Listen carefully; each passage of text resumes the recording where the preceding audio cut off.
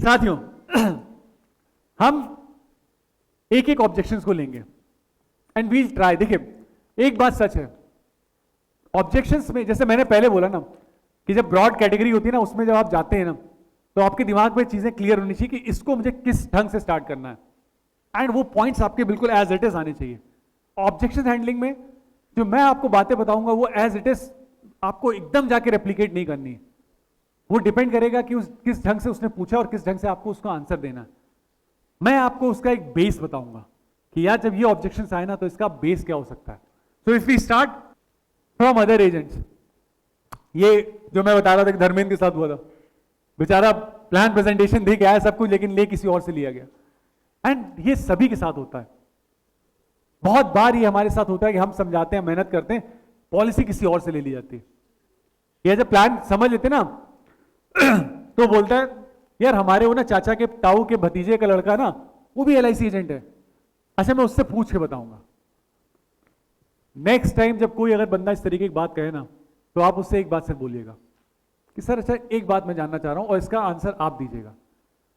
अगर आपको भगवान ना करे बट अगर कैंसर हो जाए, अगर आपको कैंसर हो जाता है तो आप इसका इलाज अपने किसी चाचा के ताऊ के भतीजे के वो जो डॉक्टर है उसके पास जाएंगे, या आप देखेंगे कि आपके शहर में आपके आस पड़ोस में सबसे अच्छा डॉक्टर कौन है।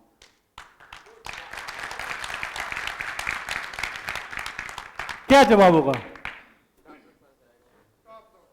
टॉप डॉक्टर के पास जाएगा। अपने लिए ना, अपने लिए कोई ना टॉप से नीचे नहीं देखता है। हमें उसको बस ये दिखाना है कि सर वो जो चाचा के ताऊ के भतीजे के आपके नॉन डॉक्टर हैं, बात सही है, बट पॉलिसी सिर्फ इसलिए नहीं दी जाती कि पॉलिसी दे दी काम खत्म, आपने प्रीमियम दे दिया काम खत्म। पॉलिसी इसलिए नहीं ली जाती है, पॉलिसी इसलिए ली जाती है क्योंकि उसका क्लेम जरूरी है, ताकि कल को अगर कोई दिक्कत आए, कल को आप ना रहो तो उसके क्लेम मिलने में कोई दिक्कत ना हो। आई एम द वन, मैं वो डॉक्टर हूं जो मेक श्योर करूंगा कि कैंसर जैसी बीमारी से भी आपका इलाज हो सके। ऑलरेडी हैव, कई बार ये चीज आती है और ये हमारे प्ले में भी हमने देखा था, बहुत सारी पॉलिसीज पहले से हैं। और क्यों? मेरा मानना साथियों, कभी नेक्स्ट टाइम कभी ये दिक्कत आए ना, जब सामने वाला वो बंदा आपको बोले कि मेरे पास तो यार इतनी सारी पॉलिसीज मुझे और नहीं चाहिए, स्टार्ट इट उस बंदे की तारीफ से। एंड वो तारीफ का हकदार है, ये सच्चाई है। एक ऐसा बंदा, 2 मिनट सोचिएगा, अगर एक वेजिटेरियन बंदा हो और आपको उसको नॉनवेज खिलाना हो, कोई खिला पाएगा? हाँ, बहुत बढ़िया। मंडल जी सोच रहे होंगे यार उसको वेज बना के दे देंगे, वेज है वेज है, खा लो खा लो। नहीं, नहीं खिला सकते हो यार। जो बंदा वेजिटेरियन है आप उसको नॉनवेज नहीं खिला सकते हो। तो सबसे पहले उस बंदे की तारीफ इसलिए करिए क्योंकि उसके पास ऑलरेडी इंश्योरेंस पॉलिसी है। वो एक ऐसा इंसान है जो इंश्योरेंस से जुड़ा है, वो एक ऐसा इंसान है जिसने इंश्योरेंस को लिया है। तो आपका काम मुश्किल नहीं हो रहा यार, it's not an obstacle, it's an opportunity. इस बंदे ने तो ऑलरेडी इस चीज को चख रखा है, इसको नॉनवेज का टेस्ट है, तो हमें इसको दोबारा खिलाने में दिक्कत कम आएगी। आपको सिर्फ उसको बोलना क्या है ना, आपको बोलना है सर पहले तो ना सीरियसली कांग्रेचुलेशन टू यू, आपको सलाम। क्योंकि आज के टाइम पे ना लोग अपनी गाड़ी का इंश्योरेंस करा लेते हैं, बाइक का इंश्योरेंस कराते हैं, लेकिन खुद का इंश्योरेंस नहीं कराते हैं। क्योंकि गाड़ी का एक्सीडेंट अगर पूरी खत्म भी हो जाए तो नई गाड़ी मिल जाती है। लेकिन अच्छी चीज ये कि आपने इंश्योरेंस करा रखा है, बहुत बढ़िया सर, कोई दिक्कत नहीं। लेकिन क्या मैं वो पॉलिसीज देख सकता हूं? क्योंकि कई बार ना पॉलिसीज में SB मैच्योरिटी बहुत सारे क्लेम होते हैं, कई बार पॉलिसीज का प्रीमियम जमा नहीं हो पाता, कई बार ऐसे बेनिफिट्स होते हैं जो आप उससे अनजान होते हैं। So I just have a look, मैं एक बार सिर्फ नजर मारूंगा कि कोई ऐसी चीज छूट तो नहीं रही। आपको क्या लगता है वो मना करेगा आपको पॉलिसी देखने में? नहीं मना करेगा यार। क्यों? क्योंकि आप उसके मतलब की बात कर रहे हो, आप पॉलिसी लेने की बात नहीं कर रहे हो, आप उसको बोल रहे हो कि हाँ मैं आपकी पॉलिसी से आपको क्या बेनिफिट है मैं ये देखना चाह रहा हूं। एक बार पॉलिसी पलटो। और अब मुझे एक बात बताओ,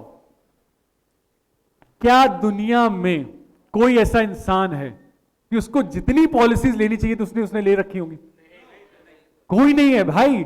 आपको सिर्फ इतना करना है कि आपको उसकी पॉलिसीज देखनी है और फिर उसको बताना सर बहुत बढ़िया आपने ये ले रखी है। अगर उसमें देखिए एक चीज सच है, अगर उसमें कोई ऐसा बेनिफिट है ना जो उसको मिलना चाहिए था, अगर नहीं मिला है तो उसको जरूर बताइए। सर्विस देने में कभी पीछे मत हटिए।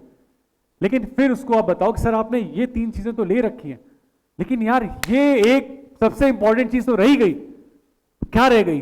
तब आप उसको अपना प्लान समझाओ। एंड फिर उसको ये मत बोलो कि यार मैं सर एक LIC का प्लान रहेगा। नहीं, आपके पूरे इंश्योरेंस बास्केट में ना आपने इतने तो रखे हुए, लेकिन मेन चीज तो रह गई, और वो इसलिए रहेगी, अगर वो नया प्लान है सर क्यों इसलिए रहेगी क्योंकि ये पहले था ही नहीं, ये तो अभी आया है। और अगर पहले से तो ठीक है, हो सकता है आपके उस एडवाइजर ने नहीं समझाया ना हो, लेकिन मेरा फर्ज जरूर है कि आपको ये बताना। कभी कोई मना नहीं करेगा यार, कोई मना नहीं करेगा आपको अपनी पॉलिसीज देखने में। Next, other financial instruments.